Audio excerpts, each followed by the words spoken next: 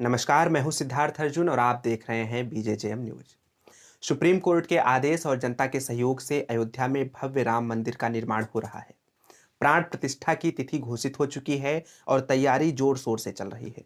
लेकिन खबर यह है कि सनातन धर्मगुरु शंकराचार्य ने इस समारोह में शामिल होने से मना कर दिया है।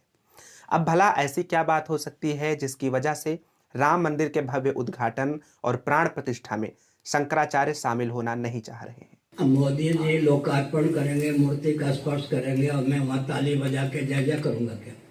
गोवर्धन मठ पुरी पीठाधीश्वर शंकराचार्य स्वामी निश्चलानंद सरस्वती ने प्राण प्रतिष्ठा में शामिल होने से मना कर दिया है। शंकराचार्य की आपत्ति प्रधानमंत्री मोदी द्वारा लोकार्पण व मूर्ति स्पर्श पर है। मोदी जी लोकार्पण करेंगे, मूर्ति का स्पर्श करेंगे और मैं वहां ताली बजा के जय जय करूंगा क्या? अपने पद की गरिमा का हवाला देते हुए शंकराचार्य कह रहे हैं कि हम वहां पर खड़े होकर ताली नहीं बजा सकते। वहां जाके शंकराचार्य ताली बजाएंगे, वो अधिक से अधिक यूं कर लेंगे और क्या करेंगे। तो मुझे अपने पद की महिमा, अभिमान की बात नहीं है, मुझे अपने पद की गरिमा का ध्यान है, इसलिए नहीं। बात सही भी है। धर्म का मामला है, धार्मिक कार्य है जो धर्म गुरुओं के हाथों ही होना चाहिए। लेकिन क्रेडिट लेने की होड़ इतना हावी है कि क्रेडिट लेने के अलावा किसी को सूझ ही नहीं रहा है। आप ही विचार करिए कि धर्म के इतने बड़े मामले में एक राजनीतिक व्यक्ति धार्मिक अनुष्ठान की अगुवाई कर रहा है और सर्वोच्च धर्म गुरु खड़े होकर तमाशा देख रहे हैं। इससे ज्यादा पतन और क्या हो सकता है। पूरे देश में ढिंढोरा पीट दिया गया कि भाजपा और मोदी जी राम मंदिर बनवा रहे हैं। लेकिन किसी को किसी तरह का भ्रम नहीं होना चाहिए, क्योंकि राम मंदिर सिर्फ और सिर्फ सुप्रीम कोर्ट के फैसले से बन रहा है। शंकराचार्य स्वामी अभिमुक्तेश्वरानंद ने इससे भी कड़े शब्दों में इस कार्यक्रम की आलोचना की है और प्रधानमंत्री मोदी के योगदान पर प्रश्न चिन्ह लगाया है। आप ये बताइए कि नरेंद्र मोदी जी ने क्या किया, राम जन्मभूमि के लिए क्या किया, उन्होंने कौन से प्रयास किए, कोई गिना दीजिए। स्वामी अभिमुक्तेश्वरानंद ने तो तिथि पर भी प्रश्न चिन्ह खड़ा किया है और कहा है अगर प्राण प्रतिष्ठा रामनवमी को होती तो और अच्छा होता, लेकिन चुनावी लाभ लेना है, अतः आचार संहिता लागू होने से पहले ही सब कुछ किया जा रहा है।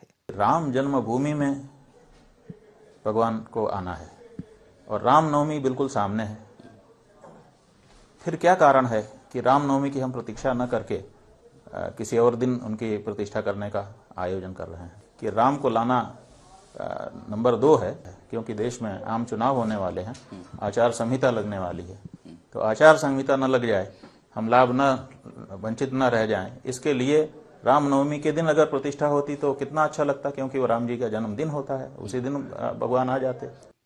एबीपी न्यूज से बात करते हुए अभिमुक्तेश्वरानंद ने और भी कड़वी बात बोली। शंकराचार्य का कहना है कि आंदोलन का श्रेय वह संगठन कैसे ले सकता है जिसकी स्थापना का समय ही लगभग 100 साल का है, जबकि राम मंदिर के आंदोलन का इतिहास 500 वर्षों का है।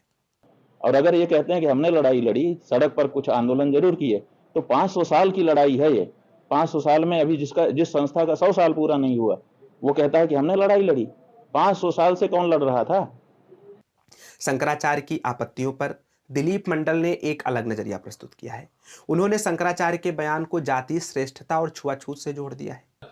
ये हिंदू धर्म की जो सबसे बड़ी समस्या है, सबसे पुरानी समस्या है, उसकी ओर शंकराचार्य दरअसल एक तरह से उसको वो सामने सतह पर ला दे रहे हैं। प्रॉब्लम क्या है?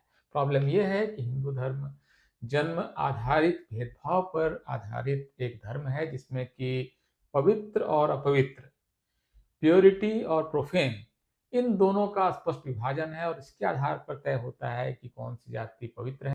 दिलीप मंडल यही नहीं रुकते हैं, बल्कि तुलसी और शंकराचार्य की तुलना भी करने लगते हैं। दिलीप मंडल तुलसीदास को विभाजनकारी बताते हैं और शंकराचार्य और तुलसीदास को एक जैसा बताते हैं। यहाँ पर शंकराचार्य और तुलसीदास दरअसल एक जगह पर खड़े हैं। तुलसीदास जिसको लेकर इतना सारा कुछ, इतने विवाद हैं, तुलसीदास एक विभाजनकारी व्यक्तित्व हैं। वो हिंदू धर्म के पथभ्रष्टक हैं और खास करके आप देखेंगे आर्य समाज के टेक्स्ट में इसकी काफी आलोचनाएं हैं। एक राम मंदिर और 3 दिशाओं से बहस की बौछार। भाजपा पूरा क्रेडिट लेने के लिए पूरी ताकत लगा देना चाहती है और शंकराचार्य को लग रहा है कि उनके पद का अपमान हो रहा है और कार्यक्रम शास्त्रानुसार नहीं है। वहीं दिलीप मंडल शंकराचार्य के बयान को हिंदू धर्म में चिरपरिचित छुआछूत और जातीय श्रेष्ठता की परंपरा से जोड़ रहे हैं। अब इस पूरे मामले में आपका क्या पक्ष है, आप हमें जरूर बताएं। धन्यवाद, नमस्कार।